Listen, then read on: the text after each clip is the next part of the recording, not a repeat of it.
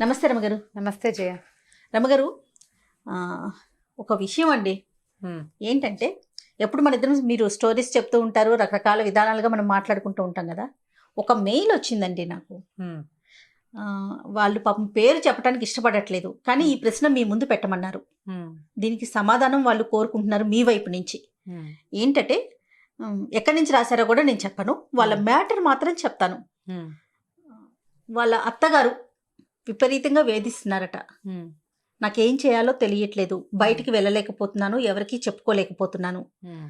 ఇలా వేధించే అత్తలకి ఏం చేయాలి, ఎలాగూ దీనికి ఏమన్నా పరిష్కారం సూచించండి, ఒకసారి రమ్మగారికి ముందు ఈ ప్రశ్న ఉంచండి అనేసి పర్సనల్గా మెయిల్ పెట్టారు. డీటెయిల్స్ అయితే ఉన్నాయి, కానీ ఎట్టి పరిస్థితుల్లో వాళ్ళ పర్సనల్ కదా అది. రమ్మగారు, డామినేటింగ్ అత్తగారులు అంతే కదా? అవునండి. డామినేటింగ్ అత్తగారులు లోకంలో చాలామందే ఉంటారు. డామినేటింగ్గా ఉండే మనస్తత్వం ఉన్నవాళ్ళు అత్తగారులైనా కోడళ్ళైనా డామినేట్ చేస్తూనే ఉంటారు. వాళ్ళ పద్ధతి అంతే అది. ఇప్పుడు ఆవిడ డామినేటింగ్గా ఉంటుంది, ఆవిడ పద్ధతి ప్రకారమే ఇల్లు నడవాల్సి ఉంటుంది. దానికి ఆవిడ భర్త కుమారుడు ఇద్దరు ఒప్పుకుంటేనే ఈ డామినేషన్ నడుస్తుంది. అంటే ఈ అమ్మాయి మామగారు ప్లస్ ఈ అమ్మాయి హస్బెండ్ అంతే. ఇప్పుడు నేనేదో అరుస్తాను, అవతల వాడు వింటే కదా, అవతల వాళ్ళు వింటేనే. ఇప్పుడు కోడళ్ళు లొంగి ఉండటం వేరే కదా. ఆ ఇంట్లో ఉన్న మగవాళ్ళిద్దరూ ఈ డామినేటింగ్ లేడీ తాలూకు డామినేషన్ని ఒప్పుకుంటూ ఉంటే సాగుతుంది.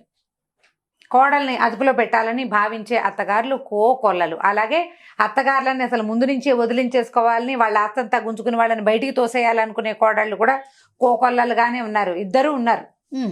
ఇప్పుడు వీళ్ళ గురించి మాట్లాడంగానే మీరు ఇలా మాట్లాడితే మా కోడలు సరైనది కాదు, మీరు ఇలా మాట్లాడితే ఎలా అని ఫీల్ అయ్యే అత్తగారులు కూడా కనపడతారు. అందుకే నేను ఒక ప్రశ్ననే తీసుకొచ్చాను కదా మీ ముందు, ఆ విషయం మాట్లాడదాం. దానికి సంబంధించి ఎవరైనా మనకి ఇట్లా పర్సనల్గా మెయిల్ కానీ వాళ్ళ ప్రాబ్లమ్ని మనకు చెప్పుకుంటే మనం దాని గురించి కూడా డిస్కస్ చేద్దామండి. ప్రెజెంట్ అయితే అత్తగారి గురించి మాట్లాడుకుందాం. ఈ డామినేషన్కి ప్రధానమైన కారణం ఏంటంటే స్థాన బలిమి. ఆవిడ చేతిలో డబ్బు ఉండటము, లేకపోతే ఆస్తి ఉండటము, అది కాకపోతే ఈ భర్త కుమారుడు ఆవిడ చేతిలో ఉండటం, వాళ్ళు ఆవిడ మాట వినటం, దానివల్లే ఇలాంటి మనస్తత్వాలు డెవలప్ అవుతాయి. పైగా మనకి ఒక సిద్ధాంతంగా కొన్ని అలవాట్లుగా ఉంటాయి జయ. పెళ్ళవగానే ఆడపిల్లలు భర్త ఇంటికి రావాలి, అత్తవారితోటి ఉండాలి, అత్తవారి బాధ్యత అమ్మాయిదే. ఇది నిజం, ఇందులో అనుమానం ఏమీ లేదు. ఎందుకంటే ఇప్పుడు అత్తవారి తాలూకు ఆస్తిపాస్తులన్నీ భర్తతో పాటు ఈ అమ్మాయే అనుభవిస్తుంది కదా.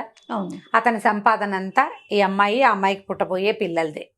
కాబట్టి బాధ్యత, హక్కు ఉన్నప్పుడు బాధ్యత తీసుకోవాలి న్యాచురల్లీ. ఇది మనకు అలవాటైపోయింది, మన పందా అదే, మనకి వివాహ వ్యవస్థ ఇలా ఉంది, మన పద్ధతి. అయితే ఇప్పుడు ఈ పద్ధతి ఇలా ఉన్నప్పుడు బయట నుంచి ఒక అమ్మాయిని తెచ్చినప్పుడు ఆ అమ్మాయిని పూర్తిగా మన కాలి కిందే పెట్టుకోవాలి, మన చేతి కిందే ఉండాలి, దాని పిలక మన చేతిలో ఉండాలి, ఇలాంటి భావాలు ఉండటం వల్ల అదేమంత మంచిది, తెలివైంది, సమర్థనీయమైన విషయం కాదు నిజానికి. దానివల్ల నీ కొడుక్కి సంతోషం ఉండదు. నువ్వు ఏం కావాలని కుమారుడికి వివాహం చేసేవో, భార్య కావాలి అతనికి, ఆ భార్య అతను బాగా ఉండాలి, వాళ్ళకి పిల్లలు పుట్టాలి, నీ వంశాభివృద్ధి జరగాలి, నీ కొడుక్కి ఒక తోడు ఉండాలి లైఫ్ లాంగ్ నువ్వు లేకపోయినా. అది కదా తల్లుల ఆలోచన. ఇప్పుడు ఈ వచ్చిన అమ్మాయిని దాన్ని విరిచి పొయ్యిలో పెడతాను, దాన్ని కాల్చుకు తింటాను అంటే అమ్మాయి ఎట్లా అతనికి ఇది చేస్తుంది? పైగా ఈ అమ్మాయి కాదు, ఇంకో అందగత్తెని తెస్తావు, అదైనా అంతేగా. ఎవరైనా కోడలే, ఎవరైనా తప్పదు, తమ మాట వినేలాగా చేసుకోవాలి. కూర్చోమంటే కూర్చోవాలి, నుంచోమంటే నుంచోవాలి. వాళ్ళు చెప్పిందే కరెక్ట్ అని అనాలి, కరెక్ట్ అనాలి, కరెక్ట్గానే బిహేవ్ చేయాలి. కొంతమంది కరెక్ట్గానే బిహేవ్ చేసినా కూడా కోడళ్ళని కాల్చుకు తినాలి అనేది ఒక మనస్తత్వం అట్లా లోపల ఉండిపోతుంది. కాదు రమ్మగారు, ఓన్లీ వంశం కోసమేనా మనం ఒక అమ్మాయిని మీ ఇంటికి తీసుకొచ్చుకునేది? మీ ఇంటికి వచ్చిన ఆడపిల్ల ఆనందంగా ఉండాలి, కానీ ఏడుస్తూ ఉంటుంది, ఏ శుభదాయకం? ఏమీ శుభదాయకం కాదు. నీకు మాత్రం ఏం సంతోషం? పైగా ఒక్కొక్కళ్ళు ఏంటంటే కొడుకుల్నే సమర్థించే తల్లులు. వాడు ఏం చేసినా, వాడు తాగేస్తున్నాడు అనుకో, తాగితే తాగేట్లే, నువ్వు కిందకు వచ్చి ఉండు, నువ్వు విడిగా ఉండు, పోని వాడితో ఉండబోక అనేవాళ్ళు. కొడితే కొట్టాడులే, తాగినప్పుడే కొట్టాడు, తాకపోతే కొట్టాడు, బాగా చూసుకుంటాడు కదా అనేవాళ్ళు. వాడు తాగినప్పుడు వాడికి ఎదురుకుండా నువ్వు వెళ్ళబోక, వాడు పోట్లాడితే నువ్వు కిందకు వచ్చేసేయి, నువ్వు పక్క వచ్చేసేయి, నువ్వు వెనక్కి వచ్చేసేయి, నువ్వు దాక్కో సమర్థిస్తారు. కొడుకుని సమర్థించేవాళ్ళు. వీళ్ళింట్లో ఏ సిచ్యువేషన్, ఏ పండగ వచ్చినా మీ పుట్టింటి వాళ్ళు పెట్టాల్సిన అడుగు పట్టుకురా అని. అది ఆస్తి, పుట్టింటి ఆస్తి పట్టుకురా, లేదా తమకు ఇంకా డబ్బులు కావాలి. పెళ్లి చేసుకునేటప్పుడే అవన్నీ ఆలోచించుకుని చేసుకోవాలి. మొదటిది అసలు వరకట్నం దురాచారం, పైగా చట్టరీత్యా నేరం.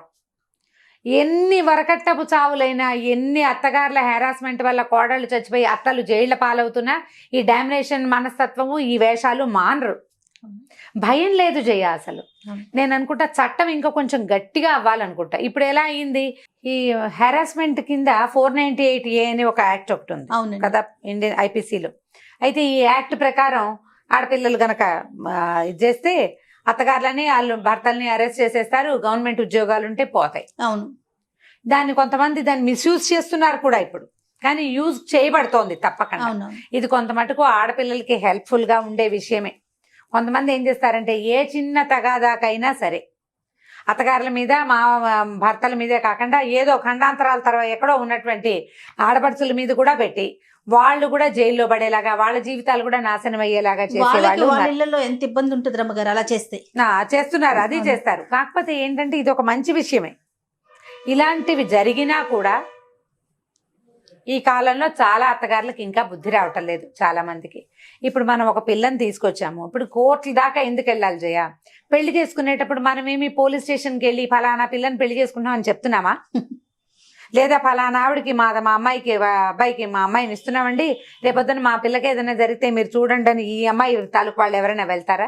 వెళ్ళరు. మనం మధ్యవర్తులతోటి మర్యాదగా, ముద్దుగా, ముచ్చటగా, చక్కగా సొగసుగా మాట్లాడుకుని పెళ్లిళ్ళు చేసుకుంటాం. అదే సొగసుగా కాపురాలు ఎందుకు చేసుకోకూడదు? నువ్వు ఓ పిల్లని చూసావు, మనం ఒక పిల్లని చూసుకున్నాము పెళ్లికి. ఈ పిల్లని చూసుకున్నప్పుడు ఏం చేస్తాం? వాళ్ళ ఆస్తి స్వాస్తి, వాళ్ళ ఫైనాన్షియల్ కెపాసిటీ అన్నీ మనకు తెలుసు. నువ్వు 4 కనుక్కునే చేసుకుంటావు. వాళ్ళు చెయ్యలేని డబ్బుని నువ్వు లాగాలని ఎందుకు అనుకోవాలి? పైగా నీ పద్ధతులు కోడలికి లేవని ఎందుకనాలి? నీ పెంపకం, నీ తీరు వేరు. నీకు దగ్గర డబ్బులు ఉన్నాయి. ఆ అమ్మాయి కొంచెం సాదాసీదా కుటుంబం నుంచి వచ్చి ఉండొచ్చు, లేదా నీకు డబ్బులు లేవు, ఆ అమ్మాయి పెద్ద కుటుంబం నుంచి వచ్చి ఉండొచ్చు. నీకు తెలిసే చేసుకుంటావు. తర్వాత ఏ విషయం మీద ఆ అమ్మాయిని హెరాస్ చేస్తావు? నువ్వు అన్ని కనుక్కున్నావు కదా ముందు. డబ్బులు విషయం అయితే రమ్మగారు, డబ్బులు లేకపోతే పలానాది ఇవ్వలేదు, పలానా వస్తువు కావాలి, పలానా బంగారం కావాలి, ఒక క్లారిటీ ఉంది. కొంతమంది ఉంటారు చూడండి, ఏదో ఒకటి సాధించాలి. మన ఇంటికి వచ్చిన మనిషిని ఏదో ఒకటి అనాలి. కనీసం ఆ అమ్మాయి నన్ను ఇట్లా అంటున్నారు, ఇట్లా చేస్తున్నారని చెప్పుకోలేనంతగా కూడా హింసిస్తూ ఉంటారు. మాటలతో సూటిపోటి మాటలు అంటారు. భర్త ఉన్నప్పుడు ఒక రకంగా, లేనప్పుడు మరో రకంగా బిహేవ్ చేస్తారు. ఇలాంటివి కూడా ఎక్కువ ఉంటాయి ఆడవాళ్ళ దగ్గర. ఏంటంటే ఆ భర్త ఉన్నప్పుడేమో తను చాలా ముద్దుగా బాగా చూస్తున్నట్టుగా, కొడుకున్నప్పుడు మా అమ్మ బాగా చూసుకుంటోంది అనుకుంటాడు కొడుకు అబ్సెన్స్ లో ఈవిడ పనులు చేయరు, పని చేసి పెట్టరు, హెల్ప్ చేయరు. మీ అమ్మ ఇట్లా, మీ నాన్న ఇట్లా అంటారు, నీకు బుద్ధి లేదంటారు, ఏదో ఒకటి అంటారు. ఈ అమ్మాయి చెప్పినా భర్త నమ్మడు. ఈ అమ్మాయి మానసికంగా కృంగిపోతా ఉంటుంది. మానసికంగా కుంగిపోతుంది. ఆమె మనసు గెలుచుకోలేదు, ఈ భర్తకి నిజం చెప్పలేదు, చెప్పినా అతను నమ్మడు. ఉంటారండి అలాంటి వాళ్ళు కూడా. ఇప్పుడు ఇలాంటి వాళ్ళు ఉంటారు. దీనివల్ల మనం ఏం సాధిస్తున్నామని ఈ అత్తగారు పోస్ట్ లో ఉన్న వాళ్ళు ఆలోచించుకోవాలి. ముందు ఒక పిల్లాడికి పెళ్లి చేసేటప్పుడు మనం ఈ పెళ్లి వల్ల ఏం చేయదలుచుకున్నాం అని పిల్లాడు పెళ్లి చేసుకునే కుర్రవాడు ఆలోచించుకోవాలి. ఈ పెళ్లితోటి ఏమిటని పెళ్లి చేసే అమ్మ నాన్న కూడా ఆలోచించుకోవాలి. దాని ప్రకారం యాక్ట్ చేస్తే అమ్మ ఈ 498A లాంటివి మీ మీదకి ప్రయోగించబడకుండా ఉండాలి అంటే మీరు కొంచెం జాగ్రత్తగా ఉండాలి. ఇప్పుడు ఇది ఈ యాక్ట్ పేరు చెప్పి జనాన్ని భయపెట్టడం కాదు మన ఉద్దేశం. అవునవును. ఇలాంటివి వచ్చే అవకాశాలు ఉన్నాయి. మనం అసలు పెళ్లి చేసేటప్పుడు ఎందుకు చేస్తున్నాము, ఏమిటి, ఈ అమ్మాయికి ఎంత ఉంది, దానికి ఎంత వచ్చు. ఈ రోజుల్లో ఆడపిల్లలు చదువుకుంటున్నారు. వాళ్ళకి ఇళ్లలో ఉండే అత్తగారులకు వచ్చినట్టుగా అన్ని రకాల పనులు రాకపోవచ్చు. చదువుకుని ఉద్యోగం చేస్తారు, ఏదో ఇంటికి అవసరమైన పనులు మాత్రం చేసుకోగలుగుతారు. ఆ చేసుకోగలిగిన వాళ్ళని అంత మాత్రమైనా చేసుకొనిచ్చి ఆ రకంగా కనుక ముందుకు తీసుకెళ్తే ఈ అత్తగారి డామినేషన్ హడావిడి లేకుండా ఉంటుంది. తగ్గించుకోవాలి ముందు. పైగా డామినేట్ చేసి నువ్వు సాధించేదేంటి? నువ్వేం చేయగలవు? అమ్మాయిని ఏదో సాధిస్తావు, మా కోడలు లైన్లో పెట్టానని ఎవరికో చెప్తావు 4-5 అంతేనా? అంతేగా. దానివల్ల నీకు వచ్చే కిరీటం ఏమిటి? False prestige. రేపొద్దున ఏదైనా తేడా వచ్చిందంటే నీ చుట్టుపక్కల నలుగురు కానీ, నీ చుట్టాలు కానీ నీకు అన్నం పెట్టరు, నీళ్ళు పోయరు, నేను హాస్పిటల్కి తీసుకెళ్ళరు, నువ్వు మూల పడితే నీకు మంచినీళ్ళు కూడా ఇవ్వరు. నీకు అవన్నీ చేయవలసింది ఎవరు? నీ ఇంట్లోనే నీ కొడుకు భార్య అయినటువంటి అమ్మాయి. సొంతంగా చేసినా చేయకపోయినా ఎంతో కొంత నిన్ను సపోర్ట్ చేయాల్సింది ఈ అమ్మాయే. అంతే. నువ్వు అమ్మాయితో సాయిదా ఫాయిదాగా ఉంటే నీ తర్వాత రోజులు నీకు సపోర్ట్ కాదు చేస్తుంది. రమ్మగారు, మరి ఆ టైప్ ఆఫ్ మైండ్ సెట్ ఉన్న వాళ్ళని ఎట్లా అండి, ఎట్లా మార్పు తీసుకురావాలి, వాళ్ళ వైపు నుంచి ఎట్లా మార్చాలంటారు? భర్తల ద్వారానే కుదురుతుంది జయ. ఇది మగవాళ్ళకి చెప్పాల్సిందే. మగవాళ్ళు అర్థం చేసుకోవాలి దీన్ని. మా అమ్మ ఇట్లా బిహేవ్ చేస్తుంది, ఇది కరెక్ట్ కాదు. ఇప్పుడు మగవాడికి కూడా పెళ్ళాన్ని అదుపులో పెట్టాలని ఉందనుకో, కరెక్ట్, బాగుంది, పెళ్ళాన్ని అదుపులో పెట్టాలి. మరి మీ నాన్న ఎందుకు మీ అమ్మని అదుపులో పెట్టలేదు? నువ్వు అది ఆలోచించాలిగా. నీ పెళ్ళాం అదుపులో ఉండాలి, నీకు పెళ్ళాం కాబట్టి. మరి మీ అమ్మ కూడా మీ నాన్నకి పెళ్ళాం, నీకు అమ్మ కానీ నాన్నకి భార్యే కదా, నాన్నకి భార్యేగా. మరి అక్కడ ఎందుకు అదుపులో లేదు ఆవిడ? మీ నాన్నేమో మీ అమ్మ అదుపులో ఉండాలి, నీ పెళ్ళామేమో నీ అదుపులో ఉండాలి. ఏం న్యాయం ఇది? ఆలోచించాలి. ఆలోచించద్దు. మీ అమ్మ నీకమ్మ అయిపోయింది, నీకు రేపొద్దు నీ భార్య కూడా నీ కొడుకు విషయంలో ఇలాగే ఉండొచ్చు. అమ్మ గొప్ప కానీ పెళ్ళామే కదా. మరి పెళ్ళాలు అదుపులో ఉండాలంటే అమ్మ పెళ్ళామే, పెళ్ళామే ఇద్దరు భార్యలే కదా. ఈవిడ అదుపులో ఉండాల్సిందే. మా అమ్మ ఇష్టం, మా అమ్మ మోనార్కు, మా అమ్మకి ఇష్టం లేదు కాబట్టి నువ్వు మీ ఇంటికి వెళ్ళకూడదు, మా అమ్మకి ఇష్టం లేదు కాబట్టి నువ్వు బజార్ రాకూడదు, మా అమ్మకి ఇష్టం లేదు కాబట్టి నువ్వు ఉద్యోగం చేయకూడదు, మా అమ్మకి ఇష్టం లేదు కాబట్టి నువ్వు రెండోసారి పిల్లల్ని కనకూడదు, మా అమ్మకి ఇష్టం లేదు కాబట్టి నువ్వు బతకూడదు. ఎలా? అమ్మకి ఇష్టం లేకపోతే నాన్నతో కూడా మాట్లాడకుండా ఉండొచ్చు, నీ భార్య మాత్రం నీ మాటే వినాలి. అదే, ఇలాంటి కండిషన్స్ కూడా ఉంటాయి. అవి ఉంటాయి. ఇవన్నీ కూడా జయ, నేను ప్రతిసారి ఒక పాయింట్ చెప్తా. అందరికీ కోపం వస్తుంది, నీకు కూడా ఒళ్ళు మండుతుంది. ఇప్పుడు మగవాళ్ళు కీలకం. ఆవిడ డామినేటింగ్గా బిహేవ్ చేయడానికి భర్త ఒప్పుకోవటం, కుమారుడు ఒప్పుకోవటం, ఈ రెండు కారణాలు. నేను సపోర్ట్ చేస్తాను రమ్మగారు, కరెక్ట్, మీ పాయింట్ కరెక్ట్. ఇది ఇప్పుడు వాళ్ళు గనక నువ్వు ఇలా ప్రవర్తించద్దు, ఈ అమ్మాయి వెళ్ళిపోతుంది, ఎట్లా నా పెళ్ళిని నేను బచాయించుకోవాలమ్మా, ఎందుకు ఇట్లా బిహేవ్ చేస్తావు, అసలు ఎక్కడ తప్పు జరుగుతుందని మాట్లాడాలంటాను. పెళ్ళిళ్ళు చేసే ముందే ఆలోచించుకోవాలి జయ, ఇవన్నీ కూడా కూలంకషంగా. తర్వాత గొడవలు వస్తున్నాయి అనుకో, ఆ అమ్మాయిని తల్లిని భర్తలు ఇద్దరు అంటే మామగారు భర్త కూర్చోబెట్టి మాట్లాడుకోవాలి. ఇప్పుడు ఈ తల్లుల డామినేట్ చేసే అత్తగారులకు తోడు కొద్దిగా ఆడపడుచులు తెలివితేటలు కూడా కొంత ఉన్నాయి అనుకో, ఇక అంతే సంగతి. ఇంకా ఎక్కువ కొంతమంది ఏం చేస్తారంటే, కూతురు ఉందనుకో, ఒక కొడుకు కూతురు ఉంటే అన్ని పూసకొచ్చినట్టు కూతురికి రోజు ఫోన్ చేసి చెప్తారు. ఆ అమ్మాయి ఏదో బోధిస్తుంది, ఆ అమ్మాయి ఐడియా ప్రకారం తల్లిని వెనకేసుకొస్తారు. న్యాచురల్, అన్నయ్య కాపురం చెడగొట్టాలని ఏం ఉండదు అందరికీ, కానీ తల్లిని వెనకేసుకొస్తారు. నువ్వే కరెక్ట్ అంటారు. తల్లి ఇంకా రెచ్చిపోతుంది. ఏది ఏమైనా నువ్వు కుమారుడితో ఉండాలి, మన తాలూకు పద్ధతి అదే. చచ్చిపోతే నెత్తి కొడుకే పెట్టాలి, ఏ తద్దినమో పెడితే వాడే పెట్టాలి, కూతురు పెట్టేది లేదు.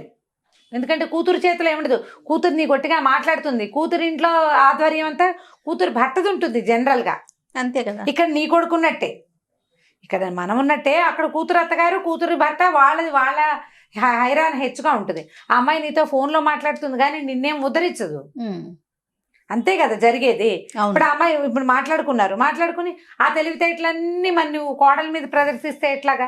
ప్రతి అత్తగారు మొట్టమొదట తెలుసుకోవాల్సింది ఏంటంటే, నాకు 2 పిల్లలు ఉన్నారు, లేదా 2 కుమారులు, లేదా ఓ కుమారుడు ఓ కుమార్తె, 2 కుమార్తెలే ఉన్నారు అనుకుందాం. వీళ్ళతోటి మనం ఎట్లా చేయాలి అనేది ప్లాన్ చేసుకోవాలి మొదట. ఒక అమ్మాయి ఉంటే అబ్బాయి సంగతులన్నీ అమ్మాయికి చెప్పకూడదు. అబ్బాయి ఇంట్లో ఏం జరుగుతున్నా నువ్వు హ్యాండిల్ చేసుకోవాలి దాన్ని. కూతురుకి చెప్పి ఆమె సలహా తీసుకుందామని అనుకోవద్దు. ఆ అమ్మాయి ఇప్పుడు నీకు 50-60 ఏళ్ళు నీకుంటే కూతురికి 25-30 ఏళ్ళు ఉంటాయి. ఆ పిల్ల ఐడియాలు ఎలా వర్కౌట్ అవుతాయి? కావు. ఆమె తెలివితేటలు వేరేగా ఉంటాయి. ఒకవేళ 2 అబ్బాయిలే ఉంటే ఈ అబ్బాయి ఇంట్లో విషయం ఆ అబ్బాయి ఇంట్లో చెప్పద్దు, ఆ అబ్బాయి ఇంట్లో విషయం ఈ అబ్బాయి ఇంట్లో చెప్పద్దు. 2 అమ్మాయిలే ఉండి 2కి వివాహాలు అయిపోయి ఉంటే గనక ఈ అమ్మాయి గొప్పదని ఆ అమ్మాయికి చెప్పకూడదు, ఆ పిల్ల చాలా మంచిదని ఈ పిల్లకి చెప్పకూడదు. ఏ పిల్లని ఆ పిల్లని సెపరేట్గా ఉంచుకుని వాళ్ళిద్దరు కలుసుకున్నప్పుడు వాళ్ళు కలుసుకుంటారు. మీరు జాగ్రత్తగా హ్యాండిల్ చేస్తే ఫ్యూచర్ బాగుంటుందమ్మా. ఇప్పుడు మనం ఏం చేస్తున్నాము, ఈ ఓల్డేజ్ హోమ్స్ ఎక్కువైపోతున్నాయి, పిల్లలు చూడలేదని పిల్లల్ని తెగతిట్టిపోస్తాం. పిల్లలదే కాదు ఆ సమస్య, పిల్లలది కొంత ఉంటే పెద్దవాళ్ళు కూడా ఇలా కాల్చుకు తింటే బాగా సతాయించి, నువ్వు బాగా గట్టిగా ఉన్నన్నాళ్ళు నువ్వు సతాయించి తిట్టిపోసి ఎక్కిరిచ్చి దాన్ని ఏదో ఒకటని డామినేట్ చేసి పని రావట్లేదని తిట్టిపోసి అన్ని రకాలుగా అమ్మాయి ఫ్యామిలీని ఎక్స్ప్లాయిట్ చేస్తే నీకు ఓపిక తగ్గిన నాడు వాళ్ళు నిన్ను వదిలించుకుంటారు. చూడాలనిపించదు కదా. బాగా చూసిన అత్తగారులన్నీ కూడా వదిలించుకునే రోజు ఇది. కాబట్టి ఈ డామినేటింగ్ వ్యవహారాన్ని కొంచెం తగ్గించుకుని అమికబుల్గా ఎవరి జీవితం వాళ్ళు జీవిస్తూ ఉంటే ఎవరి దారిని వాళ్ళం హాయిగా ముందుకెళ్ళిపోతాం. దీన్ని ఆలోచించాలి. ఇది రేపొద్దున నా ఫ్యూచర్లో ఎట్లా నా సంగతి, నేను ఎవరి మీద డిపెండ్ అయి ఉంటాను. ఎమోషనల్గా డిపెండెన్సీ కావాలి, ఫిజికల్గా డిపెండెన్సీ అవసరపడుతుంది, ఫైనాన్షియల్ డిపెండెన్సీ చెప్పనే అక్కర్లేదు. చాలా సంబంధ బాంధవ్యాలు నెరపకపోయినా కనీసం అమ్మాయిని చిన్నబుచ్చకుండా ఉంచితే. అవును, ఇప్పుడు మనం ఈ పాయింట్ మాట్లాడంగానే జనం ఎట్లా రియాక్ట్ అవుతారంటే కొంతమంది అదేంటండి అత్తగారులైనా డామినేట్ చేసేది, మీరు ఇలా ఒకవైపే మాట్లాడారు అని బాధపడతారు. అదే చెప్పాను కదా కోడళ్ళు, అమ్మగారు. డామినేటింగ్ కోడళ్ళని గురించి కూడా దీనికి బ్యాక్ టు బ్యాక్ ఇంకొక వీడియో చేద్దాం. ఇది కూడా యాక్చువల్గా అందరికీ తెలిసిన విషయమే. ఒక ఆవిడ పర్సనల్గా మనకి ఇచ్చి దయచేసి మీరు మాట్లాడండి దీని గురించి చెప్పండి అని అడిగారు కాబట్టి ఆ సందర్భానుసారం మాట్లాడాము. మీరన్నట్లుగా కోడళ్ళకి సంబంధించి కూడా చేద్దాం. అందరి వైపు నుంచి మాట్లాడతాం కదా మనం. అవును, కాబట్టి ఇది నేర్చుకోవాలి. ఇది మనం అంతే. మొదట తెలుసుకోవాల్సింది ఏంటంటే మనం పెళ్ళి ఎందుకు చేస్తున్నాం అబ్బాయికి, ఆ వచ్చిన అమ్మాయిని మనం ఎందుకు అడ్జస్ట్ అవ్వలేము. దీని కాదు ఇంకో బంగారు కొండ తెచ్చినా అది పరా ఇంటి బిడ్డ. ఆ అమ్మాయి పద్ధతులు అమ్మాయికి ఉంటాయి, అంతే. అమ్మాయి అలవాట్లు కొన్ని ఉంటాయి, అవి ఇవి అడ్జస్ట్ అవ్వడానికి టైం పడుతుంది. మనం కూడా ఇదివరకు ఇలాగే కష్టపడ్డాం మొదట్లో, తర్వాత అడ్జస్ట్ అయ్యాం. ఈ అమ్మాయి కూడా అడ్జస్ట్ అయ్యేందుకు టైం ఇద్దామని కనుక మీరు కొంచెం పెద్ద మనసుతో ఆలోచిస్తే ఈ సమస్యలు రాకుండా ఉంటాయి. వచ్చే వీడియోలో డామినేటింగ్ కోడళ్ళ గురించి మాట్లాడదాం మనం. తప్పకుండా రమ్మగారు, దీనికి ప్రశ్న అక్కర్లా, మనమే చేసేద్దాం. తప్పకుండా. నేను అది అందాం అనుకున్నాను. రైట్. నమస్తే రమ్మగారు. నమస్తే జయ. ఓకే అమ్మా.